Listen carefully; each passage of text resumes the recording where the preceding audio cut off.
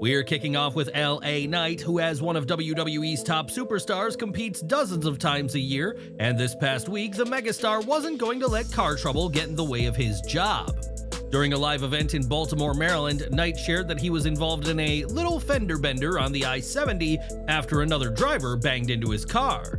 Knight called his rental company to let them know what had happened, but when asked if he could stay at the scene, he made clear he needed to get to Baltimore. This certainly popped the crowd, as did Knight's signature wit and energy, and fans appreciated Knight's commitment to the show, where he was one of the top stars. Knight is a standout in WWE today, and incidents like these will only improve his standing in the company, as in the ring and on the road, he's ready to rise to the occasion. What do you make of Knight's dedication to make it to the show? Do you have a personal favorite LA Knight moment? Sound off below. The WWE live event in Chicago featured a heavily anticipated matchup between CM Punk and Gunther inside a steel cage on December 29th. The match ended in controversy when Dominik Mysterio interfered, helping Gunther escape the cage and retain his World Heavyweight Championship. After the match, Dominik continued his attack on CM Punk, joined by Kofi Kingston, Carlito, and Xavier Woods. The assault was interrupted when Rey Mysterio, Otis, and LA Knight entered the ring to even the odds. The Chicago crowd got behind the action as Rey Mysterio hit a 619 on all four attackers, followed by CM Punk delivering a GTS. The night ended with Otis and LA Knight adding some humor to the chaos with synchronized worm moves, leaving the crowd entertained. CM Punk, Rey Mysterio, Otis, and LA Knight stood tall, celebrating in front of a supportive Chicago audience. What's your take to the finish of CM Punk versus Gunther? Should they face off again with higher stakes? Share your thoughts below. In December 2023, Charlotte Flair suffered an injury that has kept her out of action ever since, but this week, a social media post has excited fans eager to see the Queen. On Twitter, Flair shared a photo of herself from behind, wearing a tight, all-black outfit, while sitting in front of several monitors with interesting patterns. The caption reads, "It's all about the game and how you play it," a nod to Triple H's entrance theme, and this post has left fans speculating on a possible character change. The aesthetic in this image is certainly a change from Flair's usual look, which is often regal and colorful, and could this be the tease of a darker persona? However, this image may not be about WWE at all, and could instead be a shot from the horror movie You Lose, You Die that Flair had been shooting during her time away. The film is about a twisted but popular show on the dark web, and Flair is set to play a tech expert who helps run the show, which is what fans may be seeing here. Whatever this image means, Flair's return is reportedly inching closer, with speculation of a Royal Rumble return, and time will tell what side of Flair we get when she's back in the ring. Over to AEW World's End, and Adam Copeland's return with FTR has left fans excited and intrigued as to what's next for the trio of wrestlers. We already know that the three will battle the Death Riders on New Year's Day, but during the media scrum, Copeland shared more about his future plans. He said, "If you can't think of a goal, that's what we're going after. They should be the tag team champions. I think we should win the trios championships. I'm going after the World Heavyweight Championship. So my plan is to go after Jon Moxley in a match that we've never seen before between two guys who are at the top of their field, and go out there and do what we do." Going for the AEW World title will put Copeland in the ring with Jon Moxley, a match fans have never seen before, and Copeland has an idea as to what kind of match he wants. "I want to have old, grinding, gritty NWA World Heavyweight title matches type vibe. That's what I want to get out of him, and that's what I'm looking forward to, and it's gonna happen sooner than later." During the post-show scrum, Copeland confirmed that he's been cleared for a while, but that his return was delayed after a conversation with Tony Khan. Hurricanes also left Copeland's priorities to be on his family, not wrestling, and shared that his family have had to use bottled water for cleaning their faces and teeth for months. He shared that, "When real life hits like that, something like this has to take second place, but now he feels ready to be back in AEW and get in and get cooking." Copeland is a two-time TNT champion, but has yet to taste AEW World title gold. And are you excited at Copeland versus Moxley? Share your thoughts down in the comments. It was at Double or Nothing that Copeland suffered a fractured tibia after diving off a steel cage, a spot that earned the Rated R superstar plenty of criticism. That spot, which would cost Copeland months of action, was deemed far too reckless, but now Dax Harwood has hit back at critics of Copeland's risky spot from May. Speaking at the post-AEW World's End media scrum, Harwood praised Copeland as a legend in wrestling and someone every wrestler dreams of having a similar career to. Harwood questioned why Copeland shouldn't be allowed to take risks like jumping off a cage, believing the former world champion has earned the right to make these decisions. He went on to say that if Copeland dives off a cage and gets hurt, then he and AEW will have to deal with it, recover, and move on, which is exactly what happened. Copeland returned at World's End by attacking Jon Moxley and the Death Riders, and the former Edge and FTR will face the Death Riders at Fight for the Fallen on January 1st. Fans are certainly excited to see Copeland back in the ring, and what do you make of his risky steel cage dive and the criticism he faced? Let us know down in the comments.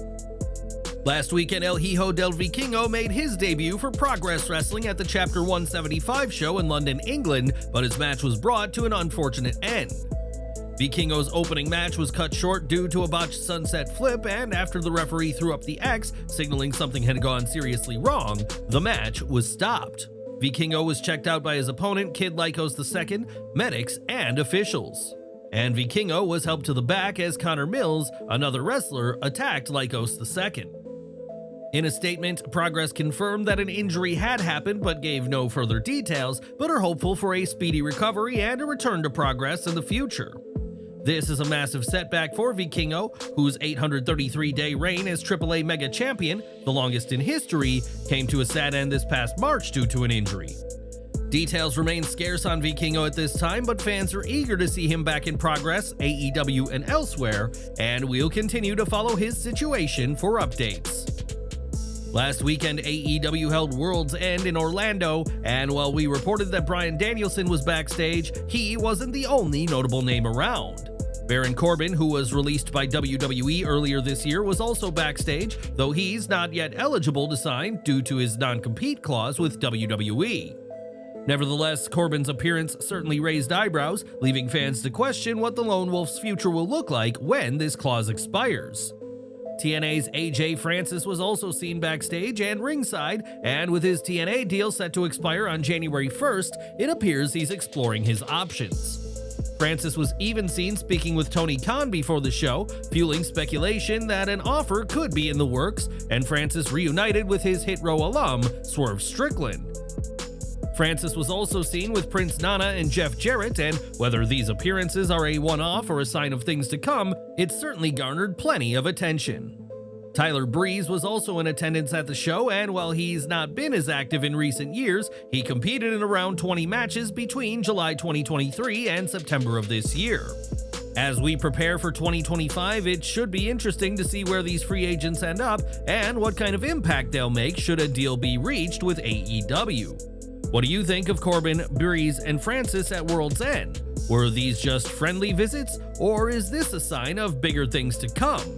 Share your predictions down in the comments section. With a litany of wrestlers watching on backstage, AEW produced a stacked World's End pay-per-view, but not everything went according to plan at the final pay-per-view of 2024. During the show's main event, for example, Jon Moxley defended the AEW World title, and in one spot, Orange Cassidy, Jay White, and Hangman Page hit a triple powerbomb on the Shield alum. This move through a table was a fun nod to Moxley's past, but seemed to be a botch as the champ suffered a big cut on the back of his head from the landing of the move. TBS champion Mercedes Moné also experienced a botch in her title defense against Chris Statlander, which at 24 minutes and 35 seconds is the longest women's match in AEW history. The finish saw Moné almost lock in her signature submission before turning Statlander down into a pinfall, and though it was a unique finisher, the actual pinfall looked bizarre and botched. Arguably the most notable mistake of the night, though, came near the end when Adam Copeland made his return to programming and alongside FTR took the fight to the Death Riders. While all of this was fine, as was Copeland's spear and rod-assisted crossface to Jon Moxley, the issue occurred when Copeland asked for a microphone to cut a promo. The Rated R superstar was handed a faulty mic, and as he screamed, fans didn't hear what he said, resulting in an awkward moment when he needed to be handed a second mic. That microphone thankfully worked, and while this didn't take too much from Copeland's return, this botch with the mic was impossible to ignore for the live fans and for those at home. Since Dominik Mysterio's heel turn in 2022, he and his father have come to blows several times, and that tradition continued at WWE's live event in Baltimore, Maryland. During the show, Damian Priest faced Gunther, and after the match, Mysterio tried to attack his former ally, but CM Punk helped Priest out. Right after, Rey Mysterio arrived and Priest handed him his belt, and the Hall of Famer wasted no time in whipping his son before Punk hit the GTS. A massive chokeslam by Priest turned a thunderous pop from the crowd, as Dirty Dom was certainly feeling worse for wear after his attempt to ambush Damian Priest. Could this be a sign of WWE reigniting its feud between Rey and Dom, and if so, are you excited, or do you think their beef has been played out? Let us know down below.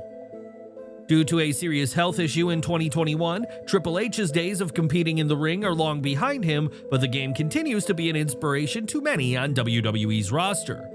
At WWE's live event in Orlando, Florida, for example, Bayley took on Tiffany Stratton, and during the match, the role model hit a pedigree on Miss Money in the Bank. It's hardly a surprise that Bayley took inspiration from WWE's CCO, as her time as a hugger in NXT under Triple H's watch made her one of the brand's most popular stars ever. Bayley is the latest name to use the pedigree, as Seth Rollins has also used the move, a nod to his own time being mentored by Triple H. Nowadays, Triple H can be found backstage and at creative meetings and has a major role to play, but the use of his finisher was certainly a fun surprise for fans last weekend in Orlando.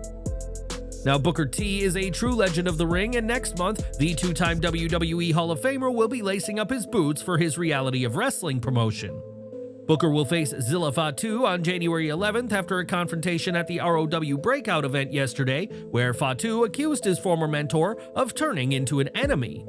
Their verbal exchange escalated and Booker accepted the challenge, marking Booker's return to the ring after last competing in the 2023 Men's Royal Rumble. His most recent traditional match came at ROW Summer of Champions 8 in July 2022, and fans can find the legend each week calling the action in WWE NXT. Booker continues to mentor up-and-coming talent in ROW, and between his legendary status and Fatu's status on the rise, this will be a defining match for all involved. Are you interested in seeing Booker T back in the ring? Would you like to see him do more as a competitor in WWE? Share your views down in the comments section. This Sunday, the first ever Wrestle Dynasty event will take place, bringing AEW, New Japan, CMLL, Stardom, and Ring of Honor to the Tokyo Dome for a stacked show. AEW will have plenty of representation on the show, with the Young Bucks, Mercedes Moné, and Jack Perry confirmed, but New Japan had hoped for much more talent. That's according to Fightful Select, who adds that many names are already scheduled for the January 4th Collision, and that talent booked for Wrestle Dynasty are flying out on the 1st. Despite the lack of some of AEW's top names, the show will also feature Ricochet facing Zack Sabre Jr. for the Never Openweight title and the in-ring return of Kenny Omega. The Cleaner will take on Gabe Kidd mere days after his return at World's End, but for New Japan, the elite talent fans will see at Wrestle Dynasty is just a portion of their original plans. This past Saturday was certainly a huge night for wrestling fans in Orlando, as not one, but two major promotions hosted shows in the city. While AEW World's End was taking place at the Edition Financial Arena, WWE held a live event at the Kia Center, leaving fans spoiled for choice. While speaking during the post-AEW World's End media scrum, Tony Khan was asked about this and wasn't angry at WWE hosting a show in the city AEW had booked. He explained, "It's great for the city of Orlando with two major pro wrestling events happening on the same night. There were thousands of fans on both shows. We had a capacity crowd here. This was so great. UCF and the Edition have been tremendous hosts for us and the community. It was great to have such a support from fans. It goes to show how strong worldwide pro wrestling, particularly here in the United States, is, to have in one major American city with two promotions running head-to-head on the same night to have two great crowds. I know our fans here were awesome, and it was a great show tonight thanks to the Orlando fans who supported us all night." It's certainly bold for WWE to book the city AEW World's End was always going to be in, and one has to wonder if this is a strategy WWE will continue to use moving forward. What are your thoughts on AEW and WWE scheduling events on the same night? Do you think it's healthy competition, or does it hurt the fans? Share your thoughts and feedback in the comments. Now, the past few years have not been easy for former WWE superstar Charlie Haas, who was seen not too long ago looking considerably thinner than what fans were used to. This led to concerns about his health, and given this change happened close to his divorce to Jackie Gaeta, and in 2022 his debut in Impact Wrestling similarly had fans worried. Once again, Haas looked even thinner, resulting in speculation among fans, many of whom may not have seen Haas since his days in WWE. Thankfully, Haas has been able to turn things around, and this week, JBL shared that the former tag team champion is now a head wrestling coach in Florida. JBL added that Haas is doing fantastic and that he's very proud of him, and it's great to hear that the former WWE and World Tag Team Champion is doing well again. Whether Haas makes a return to a major promotion, time will tell, but it's great that the former superstar is thriving in his role as a head wrestling coach. Ricky Starks news now. As though his AEW career remains uncertain, the popular star resurfaced during Defy's Blueprint event last night, where he confronted Kenta. This came after Kenta's successful Defy World title defense, and it was Starks' first appearance for Defy since their Loud event in 2018. Starks will also appear for House of Glory next month, where he'll face Mike Santana, as the Absolute One is keeping busy even if AEW has no plans to use him. In 2020, WWE was forced to dramatically change how it operated due to the COVID-19 pandemic, with WWE having to go without a live crowd for months on end. At the time, Vince McMahon was firmly in charge of WWE and decided that the show must go on, despite many in and outside WWE being opposed to the idea. On the Something to Wrestle podcast, JBL said that almost everybody in the company was against Vince running, likely due to health concerns and the logistical issues involved. JBL said that all the press was against McMahon as well, but Vince soldiered on, believing that if he didn't produce shows, he'd lose all of his TV deals. Those contracts are now worth exponentially more than they were, which JBL saw as down to McMahon's decision, and Layfield added that McMahon saved the freaking company.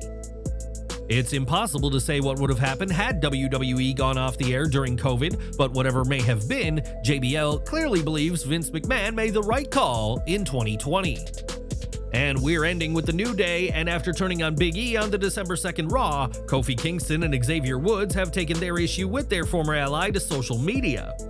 Recently, Big E met with some police dogs in training and even took a bite while wearing a protective jacket, and Kingston used this moment to take aim at Big E's personal life.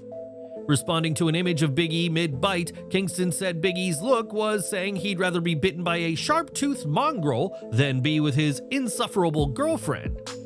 For context, Big E is currently dating Chris Yim, the sister of Mi Chin, and both sisters have had some choice words for Kingston and Woods given what happened earlier this month.